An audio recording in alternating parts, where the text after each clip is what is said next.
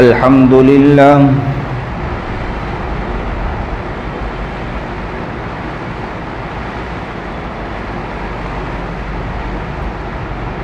الحمد لله نحمده ونستعينه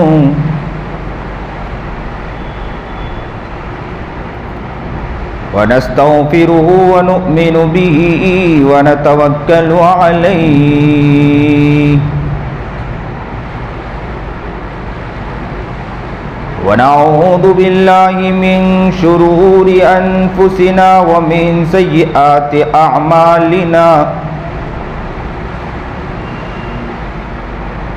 من يهده الله فلا مضل له ومن يضلله فلا هادي له ونشهد أن لا إله إلا الله وحده لا شريك له ولا نذير له ولا وزير له ولا مشير له ولا معين له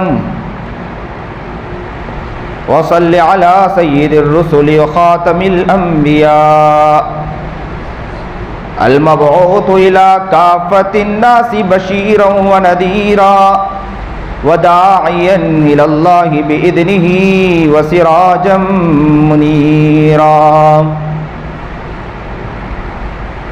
أما بعد فأعوذ بالله من الشيطان الرجيم بسم الله الرحمن الرحيم إن الدين عند الله الإسلام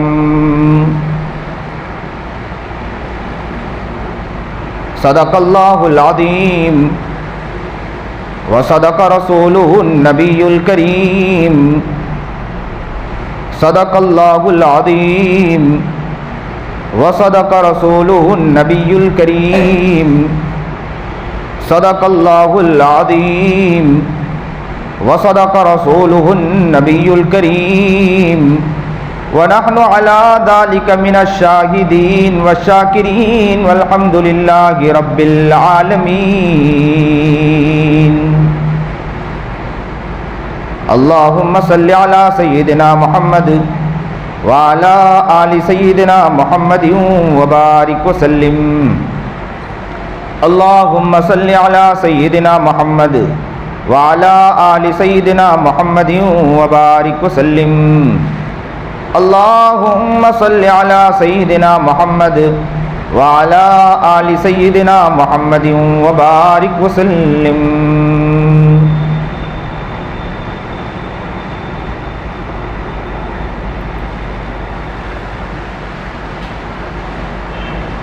واجب الاحترام قابل عزت تکریم بزرگان محترم،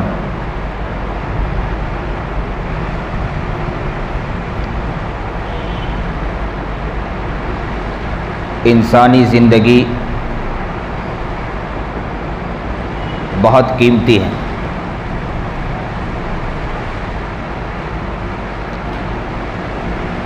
اللہ رب العزت کی طرف سے بہترین اللہ رب العزت نے ہمیں یہ اعضاء عطا فرمایا، ایک جسم عطا فرمایا، یہ اللہ رب العزت کی ایک شاہکار ہے۔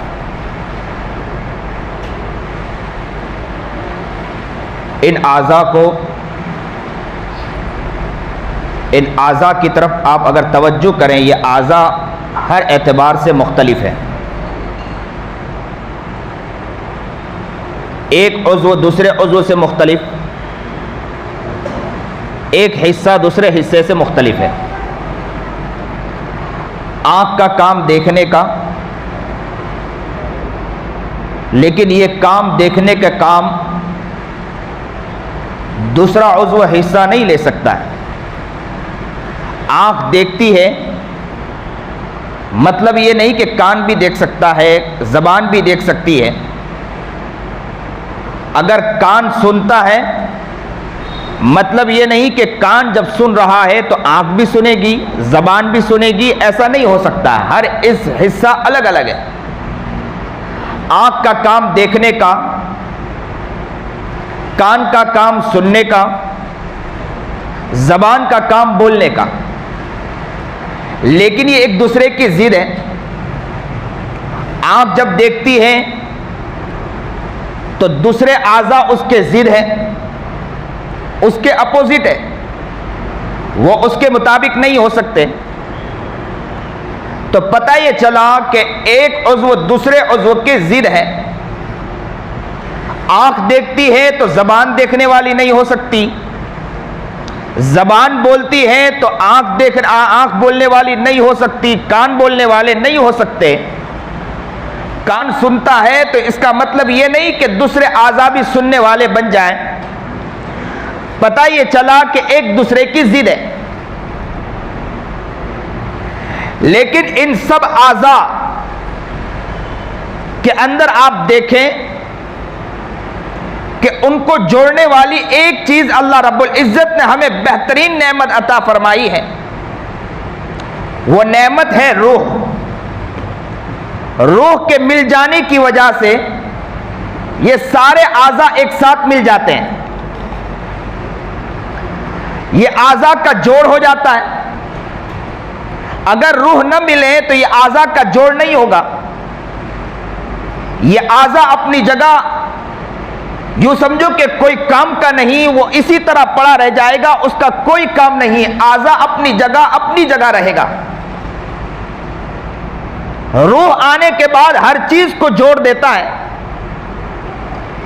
بدن میں روح آنکھ دیکھتی، بدن میں روح زبان بولتی، بدن میں روح کان سنتا، بدن میں روح ہاتھ ہلتے، بدن میں روح پیر ہلتا، بدن میں روح بدن کا ایک ایک حصہ ہلتا رہتا ہے. اگر یہ روح ختم ہو جائے تو حصہ ختم ہو جائے گا. یہ روح ختم، آنکھوں کا دیکھنا ختم، یہ روح ختم، کان کا سننا ختم، یہ روح ختم، زبان کا بولنا ختم، یہ روح ختم، بدن کا ایک ایک حصے کا اپنی جگہ ہلنا ختم ہو جائے گا. پتہ یہ چلا کہ روح آنے کے بعد ہر حصے کو ملا کے رکھتا ہے. اگر یہ روح نہ ہو تو ہر حصہ اپنی جگہ پر کوئی کام کا نہیں، ہر چیز دھڑا کا دھڑا رہ جائے گا.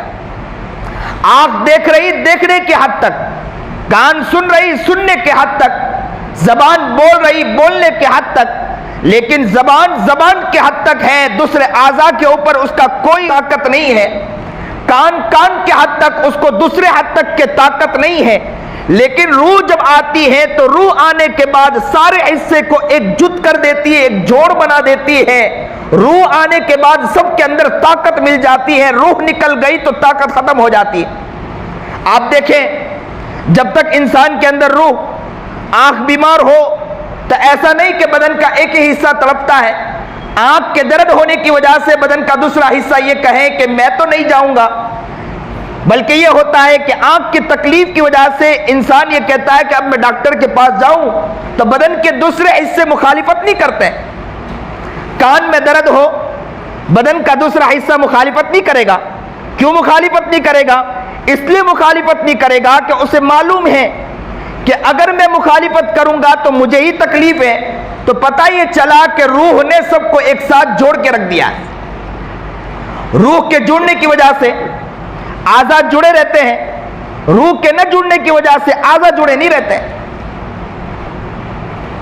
اب یہاں سے ایک بات سمجھتے چلیں کہ آنکھ کا کام دیکھنے کا، دوسرے اعضاء اس کو نہیں اختیار کر سکتے.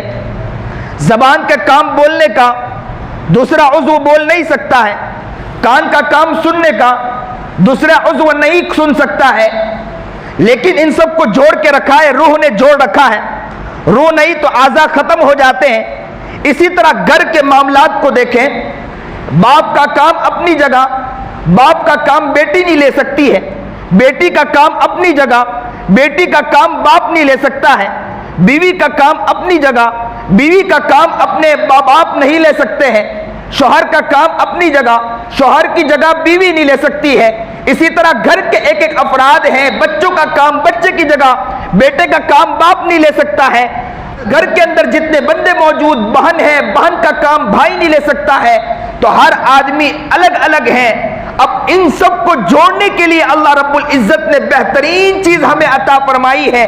جس طرح جسم کو جوڑنے کے لیے آنکھ کو طاقت ملے گی جب روح ہوگی, زبان کو طاقت ملے گی جب روح ہوگی, کان کو طاقت ملے گی جب روح ہوگی, بدن کے ایک ایک حصے کو طاقت ملے گی جب روح ہوگی, اسی طرح باپ, اسی طرح بھائی, اسی طرح بہن, اسی طرح گھر کے ایک ایک افراد کو جوڑنے کے لیے ایک طاقت ہے.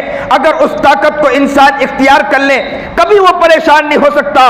لیکن انسان جو پریشان ہے وہ پریشانی کا مادہ یہ ہے کہ وہ اصل چیز کو سمجھتا نہیں ہے. اصل چیز کو اگر وہ سمجھ لے, اصل چیز کو اپنی زندگی میں لے لے, اپنی زندگی میں اتار لے, کبھی وہ پریشان نہیں رہے گا.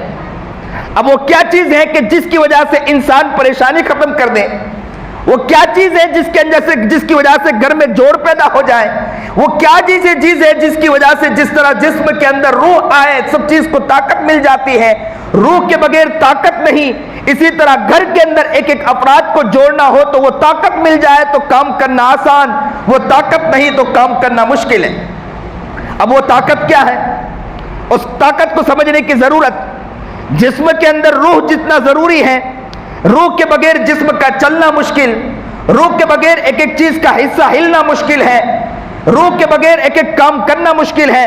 روح اگر نکل گئی تو آنکھوں کے اندر آپریشن آپ کریں, روح نکلنے کی وجہ سے آنکھ کو آپ چیر دیں تو آنکھ کے چیرنے کی وجہ سے آپ کو تکلیف نہیں ہوگی.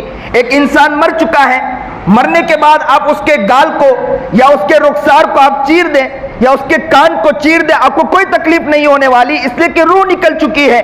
جب تک روح تھی انسان کے بدن کے ایک ایک حصے میں تکلیف ہوئی, جب روح نکل گئی تکلیف ختم ہو گئی. اسی طرح باپ ہے اپنی جگہ الگ, بہن ہے اپنی جگہ الگ, بھائی ہے اپنی جگہ الگ, بیٹی ہے اپنی جگہ الگ. ان سب کو جوڑنے کے لیے ایک چیز ہے, وہ ہے دین اسلام. اگر دین اسلام کو اپنی زندگی میں مضبوطی سے انسان اگر پکڑ لے تو گھر کے اندر جس طرح جسم کے اندر روح طاقت پہنچاتی ہے, اسی طرح انسان دین اسلام کو پکڑ لے, گھر کا ماحول سازگار ہوتا چلا جائے گا. گھر میں پریشانی, گھر میں حالات, گھر میں تکلیف, دین اسلام کے چھٹنے کی وجہ سے گھر میں پریشانی. ایک انسان کاروبار کرتا ہے, آپ دیکھیں تعجب لگے گا آپ کو کہ سیٹ ہے, سیٹ کی جگہ کوئی نہیں لے سکتا, مزدور ہے, مزدور کی جگہ کوئی نہیں لے سکتا ہے. لیکن ان سب کو جوڑنے کے لیے دین اسلام ہے. دین اسلام کو انسان مضبوطی سے پکڑ لے, انسان کے اوپر سے حالات ختم ہو جائیں گے. آپ چلے مدرسے کے اندر, محتمیم اپنی جگہ الگ, استاد اپنی جگہ الگ, شاگرد اپنی جگہ الگ, نوکر اپنی جگہ الگ, کارکنان اپنی جگہ الگ ہیں. ہر آدمی ایک دوسرے کا حصہ تو نہیں لے سکتے ہیں. جس طرح آنکھ کا حصہ زبان نہیں لے سکتی, زبان کا حصہ کان نہیں لے سکتا ہے, اسی طرح یوں سمجھو کہ اگر مدرسے کے اندر ہیں یہ سارے ایک ساتھ جڑ نہیں سکتے, لیکن ان سب کو جوڑنے کے لیے دین اسلام ہے. دین اسلام پر اگر انسان آ جائے تو ہر شخص جڑتا چلا جائے گا.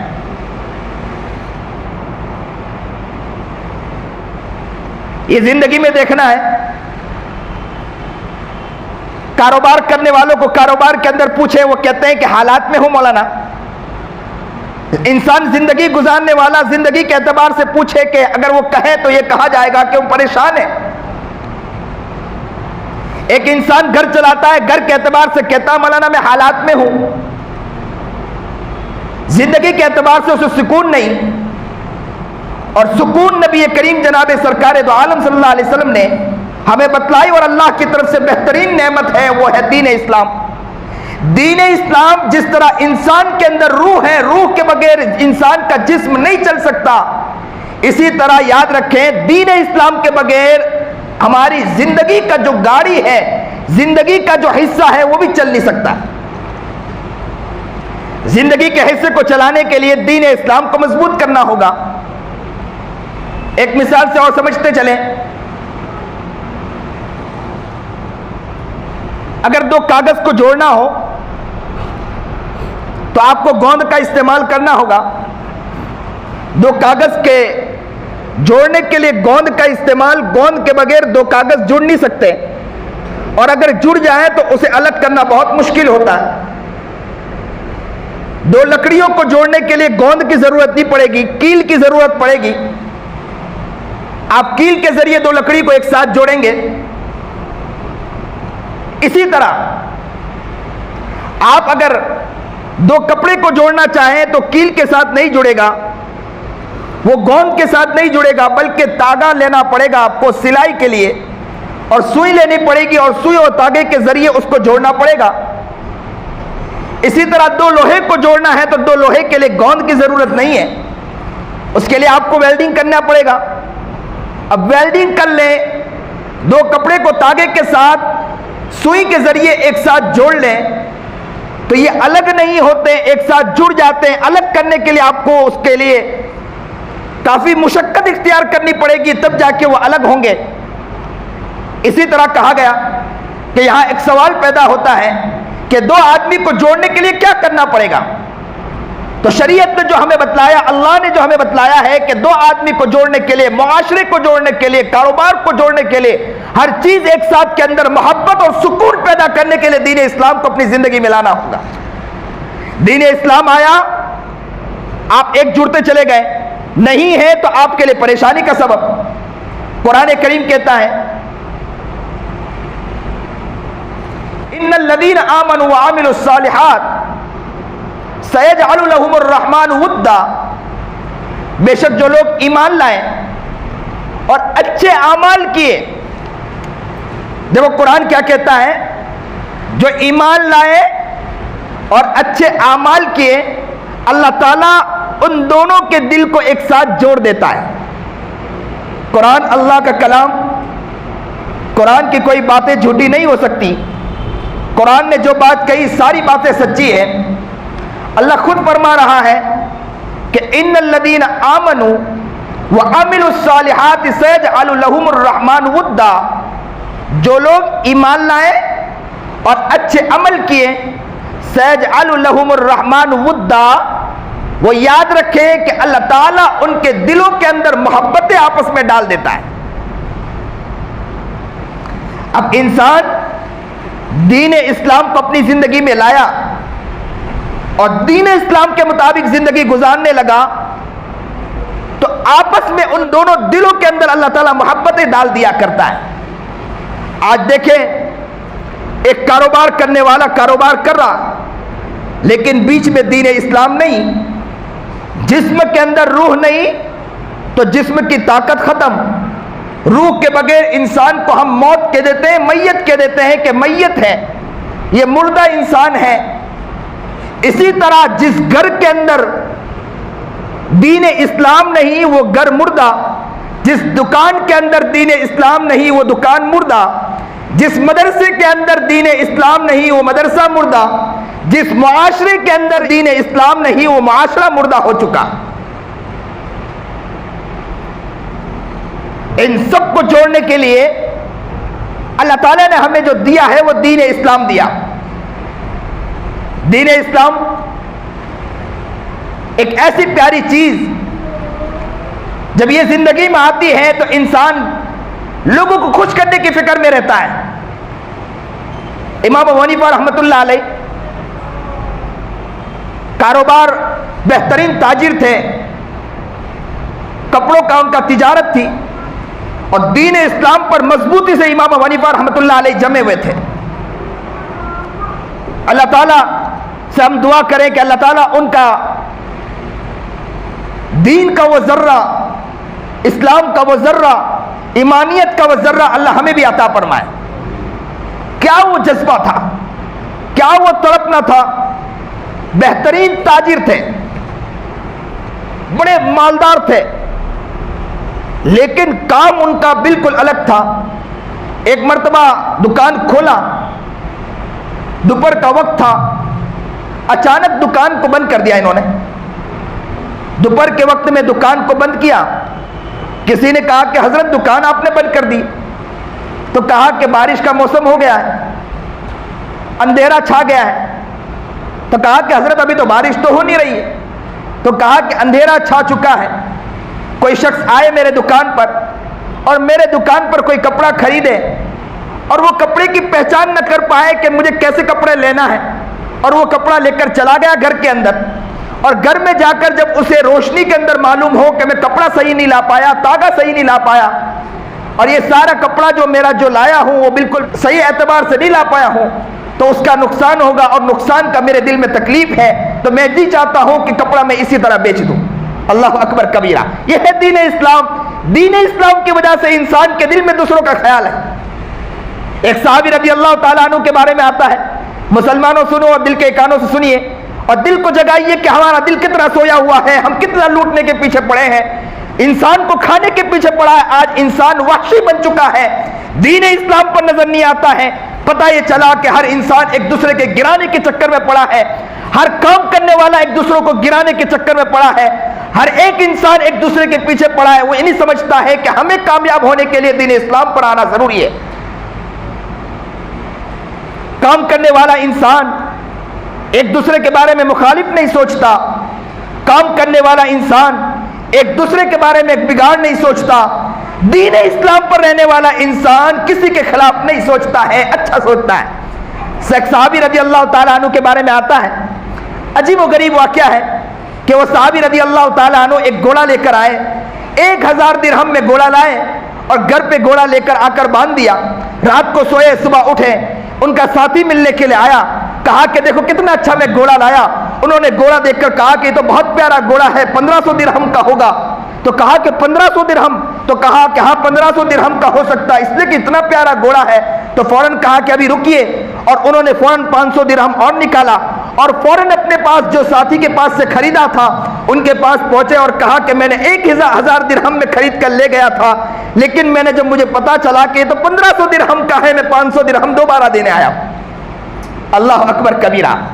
مسلمانوں ملک نظر نہیں آتا ہے، ایمان والوں ملک نظر نہیں آتا ہے، یہ جگہ نظر نہیں آتی ہے، ایک ایک گاؤں تلاش کرتے مشکل ہو جاتا ہے، ایک ایک علاقے ڈھونڈ ڈھونڈ کر ملنا مشکل ہو جاتا ہے کہ کوئی ایسا علاقہ نظر آئے جو دین اسلام پر چلنے والے ہو۔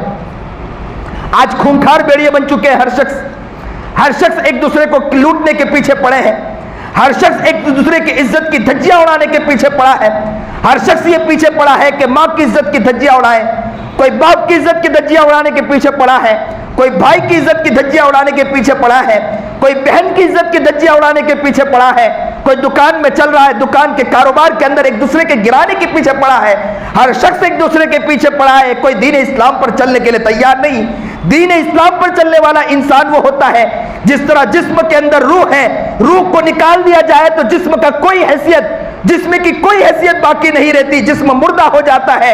اسی طرح دین اسلام کو اگر زندگی سے نکال دیا جائے معاشرہ تباہ ہو جاتا ہے، وہ معاشرہ مردہ کہلایا جائے گا، مکان نہیں رہے گا، مکان مردہ کہلائے گا، کاروبار نہیں رہے گا، کاروبار مردہ کہلائے گا، گھر نہیں رہے گا، گھر مردہ کہلائے گا۔ آج کل باپ آتا ہے کہتا ہے کہ بیٹے بات نہیں مانتے مولانا، آج کل کتنے لوگ آتے ہیں اور آ کر کہتے ہیں کہ ہماری وہ بات نہیں مانتے حضرت، یہ نہیں ہوتا ہے۔ لیکن بات یہ یاد رکھے کہ دین اسلام پر اگر ہم چلنے والے بن جائے تو ہر شخص کے اندر اللہ ہی محبت ڈالنے والا ہے۔ قرآن کا پیغام سچ، قرآن کبھی جھوٹ نہیں بول سکتا، قرآن کی ایک ایک بات سچی ہے۔ قرآن نے کہا کہ ان الدین عند اللہ الاسلام، اور قرآن کہتا ہے کہ ان الذین آمنوا وعملوا الصالحات سیجعل لهم الرحمن ودا۔ جو انسان ایمان لایا اور عمل صالح کیا تو یاد رکھو کہ عمل صالح کرنے کی وجہ سے اللہ ایک دوسرے کے اندر محبتیں پیدا کر دے گا، اور جب اللہ محبت پیدا کرے گا تو دنیا کی کوئی طاقت ہمارے اندر سے محبت کو نکال نہیں سکتی ہے۔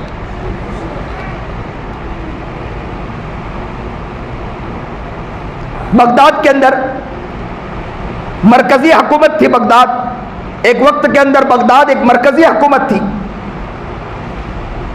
کافروں نے دیکھا کہ بغداد اتنا کامیاب کیوں ہو رہا ہے، وہاں کے مسلمان کامیاب ہو رہے ہیں، وہاں کے بادشاہ بہت کامیاب، ہر جگہ جہاں جاتے ہیں ملک فتح ہوتا چلا جاتا ہے، بات کیا ہے، معاملہ کیا ہے؟ تلاش کی گئی، کفاروں کا ملک تھا، انہوں نے اپنے ہاں سے ایک شخص کو بھیجا کہ جاؤ مسلمانوں کے ملک میں جا کے دیکھو کہ معاملہ کیا ہے۔ آج کہاں وہ مسلمان ملک یا کہاں وہ لوگ نظر آتے ہیں جو ایک دوسرے کے بارے میں اچھائیاں سوچیں؟ کہاں اچھائیاں سوچنے کا؟ ہر شخص نیگیٹو میں پڑا ہے، کسی کے دماغ میں پوزیٹو نہیں، کوئی مثبت سوچ کا حامل نظر نہیں آتا ہے۔ مقتدی ہے تو امام کے مخالف، امام ہے تو مقتدی کے مخالف، مؤذن ہے تو مقتدی کے مخالف، مقتدی ہے تو وہ اس کے مخالف، ایک دوسرے کے مخالف ذہنیت سب کی گندی ہے۔ وہ یہ سوچتا نہیں ہے کہ ہمیں دین اسلام پر آنا ہے اور ہمیں ایک دوسرے کے لیے اچھا بننا ہے۔ اب جب کہا جاتا ہے کہ ایک دوسرے کے لیے اچھا بننا ہے تو کہتے ہیں کہ مولانا سامنے والا اچھا نہیں بن پاتا، ہم کیسے اچھا بنیں گے؟ نبی کریم جناب سرکار دو عالم صلی اللہ علیہ وسلم نے ہمیں یہ تو تعلیم نہیں دی ہے کہ دوسرا اچھا بنے یا نہ بنے۔ پورے علاقے کے اندر مکہ المکرمہ میں نبی علیہ السلام نے اپنے آپ کو پورے مکہ المکرمہ میں ماڈل بنا کر پیش کیا۔ لوگوں نے کہا کہ ہم نے کبھی دیکھا نہیں اس شخص کو، کبھی غلط نہیں دیکھا، غلط کام کرتے نہیں دیکھا، ہم اس کے بارے میں بری گواہی کیسے دیں گے؟ آج کوئی علاقہ ہے جس علاقے کے اندر جا کے دیکھے کہ مسلمانوں کا حال اچھا ہو، ایک دوسرے کے بارے میں اچھا سوچتا ہو، ایک دوسرے کے بارے میں اچھا خیالات ہو؟ نہیں نظر آتا ہے۔ بغداد کے اندر وہ کافر پہنچا اور پہنچنے کے اندر ایک ہوٹل کے اندر بھوک لگی، کھانے کے لیے بیٹھ گیا۔ کھانے کے لیے بیٹھا، اچانک ایک شخص کو دیکھا کہ وہ بار بار اس کی طرف دکھ رہا ہے، بار بار اس کی طرف دیکھ رہا ہے۔ اس نے جیسے جلدی جلدی کھانا کھایا، اسے ایسا لگا کہ شاید ہو سکتا ہے کہ اس کو پتہ چل گیا ہو کہ میں کافر ملک سے آیا ہوں، کفار کے ملک سے آیا ہوں۔ تو فوراً اس نے جلدی جلدی کھانا کھایا اور رقم دینے کے لیے گیا۔ تو کہا کہ جو آدمی سامنے والے آپ کے میز پر بیٹھا تھا وہ آپ کی رقم دے کر چلا گیا۔ تو کہا کہ وہ رقم دے کر چلا گیا، تو کہا کہ وہ رقم دے کر چلا گیا۔ اس نے مجھے یہ کہا کہ لگتا یہ ہے کہ سامنے والا جو شخص ہے وہ مسافر نظر آتا ہے، ہو سکتا ہے کہ مسافر ہے، مسافر کی وجہ سے وہ بندہ میرا مہمان ہے۔ نبی علیہ السلام کی حدیث ہے کہ مسافر کو مہمان بنایا کرو۔ مسافر نظر آتا ہے، اس نے میں نے مہمان بنایا ہے اپنا، اور میں نے اس لیے اس کی رقم دے رہا ہوں، اور میں اس کو اس لیے بتلانے نہیں جا رہا ہوں، اگر میں بتلانے جاؤں گا تو مجھے اللہ کی طرف سے جو ثواب ملنا چاہیے مجھے ثواب نہیں ملے گا، اس لیے میں اس کو بتلاتا بھی نہیں ہوں۔ بس اتنا ہے کہ اس کی رقم لے لے تاکہ وہ میرا مہمان ہو جائے۔ اللہ اکبر کبیرہ۔ وہ اتنا متاثر ہوا اسلام، دین اسلام کو دیکھ کر، یہاں تک کہ وہ علاقے میں نکلا، ایک جگہ پر اسے کوئی چیز خریدنی تھی، اس دکان سے وہ چیز خریدنے لگا۔ جیسے ہی وہ دکان سے لینے کے لیے گیا، اس دکان سے وہ چیز مانگی، رقم پوچھی تو اس نے بتلایا کہ اتنی رقم ہے۔ وہ رقم اس نے دینے کے لیے تیار ہوا تو اس نے کہا کہ آپ ایسا کریں کہ سامنے والی دکان سے لے لیں۔ تو وہ سامنے والی دکان پر گیا اور اس نے وہ سامان خرید کر رقم عطا کی۔ رقم دینے کے بعد اس نے پھر دوبارہ اس دکان پر آیا اور آ کر کہا کہ آپ کی دکان پر یہ سامان تھا، لیکن آپ نے وہ سامان نہیں دیا بلکہ آپ نے سامنے والی دکان پر بھیج دیا۔ بات کیا مجھے سمجھ میں نہیں آتی ہے۔ تو اس نے عجیب بات کہی کہ مسئلہ یہ ہے کہ صبح سے ابھی تک کے بہت سے لوگ آ کر گئے، مجھ سے سامان لے کر چلے گئے، سامنے والی دکان پر دیکھ رہا ہوں کہ ابھی تک کوئی شخص نہیں آیا ہے۔ میرے دل میں خیال آیا کہ اس کے گھر میں اس کی بیوی ہے، میرے دل میں خیال آیا کہ اس کے گھر میں اس کے بچے ہیں، وہ گھر میں جائے گا، بچے نے اگر کچھ رقم مانگی اس کے پاس دینے کے لیے نہ ہو تو اس کا دل ٹوٹ جائے گا۔ اس لیے میرے دل میں خیال آیا کہ سامنے والے کی دکان سے لے لے، اگر وہ رقم وہاں مل جائے گی تو اس کا فائدہ ہو جائے گا۔ یہ ہے دین اسلام جو مسلمانوں کو ایک ساتھ جوڑ کے رکھتی ہے۔ جب دین اسلام، یہ روح نکل گئی انسان کے جسم سے، روح نکلنے کے بعد انسان مردہ کہلاتا ہے۔ معاشرے کے اندر سے دین اسلام نکل گیا، معاشرہ مردہ کہلائے گا۔ آج پوری دنیا کی طرف نظر اٹھا کے دیکھو، مسلمان ملک ہو یا گاؤں ہو، کریا ہو، جہاں ایک ساتھ مسلمان مل کے رہتے ہو، معاشرہ دیکھتے ہیں تو نظر آتا ہے کہ پورا کا پورا معاشرہ مردہ نظر آتا ہے۔ ایک دوسرے کے بارے میں کوئی محبت نہیں، ایک دوسرے کے بارے میں کوئی خیال نہیں، ایک دوسرے کے بارے میں کوئی فکر نہیں۔ ایک صحابی کے بارے میں آتا ہے نا کہ نبی علیہ السلام کی خدمت میں بیٹھے تھے، اللہ کے رسول نے پوچھا کہ کوئی ہے جو اس مہمان کو دعوت دے؟ تو فوراً ایک صحابی کھڑے ہوئے اور کہا کہ اللہ کے رسول اس مہمان کو میں لے جاؤں گا، اور گھر پر لے کر آئے۔ گھر پر لے کر آئے، عورت سے کہا کچھ کھانے کے لیے ہے؟ تو کہا کہ کھانے کے لیے اتنا ہے جتنا بچوں کو کھلا سکے، اور بچے کئی دن ہو گئے کھانا نہیں کھایا، بچے بھوک کے اندر رو رہے ہیں۔ تو کہا کہ ایسا کریں، مہمان کے لیے میں اللہ کے رسول سے کہہ کر آیا ہوں کہ مہمان کو دعوت دینی ہے، آج میں مہمان کو لے کر آیا ہوں، آپ ایسا کریں کہ اللہ کے رسول کا، میں نے اللہ کے رسول سے کہا ہے آپ بچے کو بہلا پسلا کے سلا دے کہ ابھی کھانا بن رہا ہے، بچے جب سو جائے تو آپ ایسا کریں کہ چراغ جو ہے نا، چراغ کو آپ اس کو جلانے کے بہانے سے تم وہاں جائیں اور اس کو دھیرے سے بجھا دے، تاکہ مہمان کو یہ لگے کہ ہم بھی کھا رہے ہیں اور ہم ایک ساتھ شریک ہو جائیں۔ اور جب کھانا رکھا گیا، چراغ کو اس عورت نے بجھا دیا دھیرے سے۔ مہمان نے کہا کہ چراغ کیوں بجھ گیا؟ تو کہا کہ چراغ اس لیے بجھا ہے کہ چراغ میں وہ ہو سکتا ہے کہ تیرے تیل کم ہو، تیل کے کم ہونے کی وجہ سے چراغ بجھ چکا اور وہ مہمان بیٹھ گئے اور مہمان کے سامنے وہ شخص اس طرح کھانے لگے کہ جیسے لگا کہ میزبان بھی ساتھ کھا رہا ہے اور وہ مہمان نے کھا لیا۔ اللہ اکبر کبیرہ۔ یہ معاشرہ تب بنتا ہے جس کے گھروں میں دین اسلام آتا ہے، جس کے گھروں میں دین اسلام نہیں ہوتا معاشرہ تباہ و برباد ہو جاتا ہے۔ آج بھائی بھائی کا نہیں، بہن بھائی کا نہیں، گھر میں معاشرہ تباہ، معاشرے میں پورا معاشرہ مردہ نظر آتا ہے، دکان دیکھے مردہ نظر آتا ہے، کاروبار دیکھے مردہ نظر آتا ہے۔ ہمارے حضرت والا مولانا خلیل الرحمن سجاد نعمانی کہتے ہیں میں کریا گھما، میں علاقے گھما، میں جگہ جگہ گھما، لیکن مجھے کوئی علاقہ نظر نہیں آیا جو دین اسلام پر چلنے والا۔ داڑھی اور ٹوپی کے ہونے کی وجہ سے، امامہ بہترین پہن لینے کی وجہ سے، رومال اور قصیدہ اچھے رکھ لینے کی وجہ سے ایسا نہ سمجھے کہ وہ دین اسلام پر ہے۔ دین اسلام پر تو وہی ہوتا کہ جو دین اسلام کو حقیقی اعتبار سے دل میں اتار دے۔ اگر دین اسلام نہیں تو بہترین امامے لگا کر آ جائے، دین اسلام پر نہیں بہترین ٹوپی لے کر آ جائے، دین اسلام پر نہیں بڑی سے بڑی تسبیح لے کر گھومے، دین اسلام پر نہیں بڑی سے بڑی داڑھی لگا کر گھومے، لیکن یاد رکھو اس سے دنیا کو کوئی فائدہ ہونے والا نہیں ہے۔ دین اسلام پر حقیقی معنی میں آنا ضروری ہے۔ معاشرہ تباہ ہو گیا، علاقے برباد ہو گئے، مردہ علاقے نظر آ رہے ہیں۔ دین اسلام پر اگر حقیقی معنی میں مسلمان آنے کی کوشش کرے تو یاد رکھیں کہ معاشرے کے اندر تسکین، معاشرہ بہترین ہونا شروع ہو جائے گا۔ ہم نے نبی علیہ الصلوۃ والسلام کے علاقوں کے اندر دیکھا اور نبی علیہ الصلوۃ والسلام کے صحابہ کو دیکھا کہ پیٹ پر پتھر بندھے لیکن ان کے دل کو سکون ہوا کرتا تھا۔ حضرت فاطمہ رضی اللہ تعالی عنہا کو دیکھا کہ پیٹ پر پتھر لیکن دل کو سکون۔ صحابہ کو دیکھا کہ گھر میں کھانا نہیں دل میں سکون۔ معاشرے کے اندر دیکھا کہ نبی علیہ الصلوۃ والسلام کے صحابہ کو تپتی ریت کے اندر لٹا دیا گیا، دھوپ کے اندر لٹا دیا گیا، لیکن دل کو سکون۔ وہ محمد عربی جناب سرکار دو عالم صلی اللہ علیہ وسلم سے ان کا دل ہلتا نہیں تھا، ان کا دل ادھر سے ادھر ہوتا نہیں تھا۔ آپ دیکھیں ایسے صحابہ کے بارے میں بھی آتا کہ تیل کے اندر ڈال دیا گیا لیکن ان کے زندگی سے اسلام کو نہیں نکل پائے، اس لیے کہ دین اسلام کو اپنی زندگی میں ایسا اتار لیا، دین اسلام کو اپنی زندگی میں ایسا بٹھا لیا تھا کہ ہزاروں حالات آ جائیں، ہزاروں پریشانیاں آ جائیں، سر پر روڈ مار دیا جائے، سر کو چیر دیا جائے، اگر ان کو بیچ میں سے چیر دیا گیا لیکن اس کے باوجود ان کے دل کے سکون کو کسی نے کھینچ نہیں پایا۔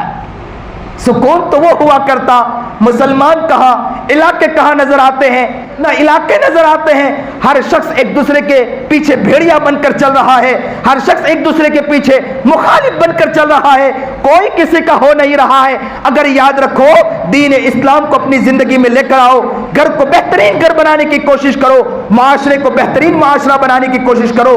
ان الدین عند اللہ الاسلام، یاد رکھو اگر اسلام پر، دین پر بہترین آ جائیں اور اگر زندگی کے اندر اگر یہ ساری چیز آ جائے تو قیامت بھی آ جائے، کوئی بھی چیز آ جائے یا کوئی حالات آ جائیں، انسان کو کوئی پریشانی کبھی نہیں آ سکتی ہے۔ صحابہ کرام رضی اللہ تعالی عنہم کو اسی طرح بنایا تھا۔ حالات جب بہتر بنے تو کام بہتر ہوا، حالات بہتر نہیں تو کام بہتر نہیں ہوا۔ صحابہ کرام رضی اللہ تعالیٰ عنہ کو نبی علیہ الصلوۃ والسلام نے معاشرہ بنایا تھا کہ ان کو حالات آئے کوئی پریشانی نہیں آئی۔ ہم بھی اگر کوشش کریں، یاد رکھیں دین اسلام پر چلنے کی کوشش کریں، ایک دوسرے کو نہ دیکھیں، یہ نہ دیکھیں کہ وہ دین اسلام پر چل رہا ہے کہ نہیں چل رہا۔ ہم اللہ کے رسول کے امتی ہیں، ہم نبی علیہ الصلوۃ والسلام کے دیوانے ہیں۔ کل اللہ کے رسول کے سامنے جا کر کہہ دیں گے کہ اللہ کے رسول پوری دنیا اپنی طرف چل رہی تھی، پوری دنیا اپنے اعتبار سے چل رہی تھی، اے اللہ کے رسول پوری دنیا اپنے اعتبار سے محنت کر رہی تھی، میں اکیلا تھا جو سنت رسول پر چلنے کی کوشش کر رہا تھا، دین اسلام پر چلنے کی کوشش کر رہا تھا۔ اللہ کے رسول میں آیا ہوں، اللہ کے رسول کا ہاتھ ہوگا، ہمارا ہاتھ ہوگا، اللہ کے رسول ہمیں جنت کی طرف لے جاتے ہوں گے۔ یاد رکھیں اگر کوئی پوری دنیا میں اگر کوئی نہیں چلنا چاہتا، نہ چلنا چاہے، اپنی جگہ رہے، ہم نیت کریں کہ انشاءاللہ ہم دین اسلام پر چلنے کی کوشش کریں گے۔ اللہ ہمیں صحیح سمجھ عطا فرمائے، صحیح شوق عطا فرمائے، جذبہ عطا فرمائے۔ جو بات کہی گئی سنی گئی عمل کی توفیق عطا فرمائے۔ کچھ وقت میں نے زیادہ لے لیا ہے، آپ یہ نہ سمجھے کہ زیادہ لیا، بلکہ یہ ہے کہ بہت لیٹ سے بہت سے افراد آئے ہیں، بات بہت اچھی چلی، افراد کے جو آنکھوں اور افراد کے چہرے پر جو اثرات نظر آئے، جس بنا پر میرا دل چاہا کہ پوری بات کو اچھی طرح میں سمجھا دوں، اس لیے میں نے بات کو سمجھایا ہے۔ دل کو صاف رکھے، دل کو بہتر رکھے، اپنے کو اچھا بنانے کی کوشش کرے، کوئی بھی بیانات ہو، کوئی بھی باتیں ہو، غلط بات، غلط سوچ، غلط نظریات سے بچنے کی کوشش کرے، ماحول کو بہترین بنانے کی کوشش کرے۔ اللہ ہمیں صحیح سمجھ عطا فرمائے، جو بات کہی گئی سنی گئی عمل کی توفیق عطا فرمائے۔ وآخر الدعوانا ان الحمدللہ رب العالمین۔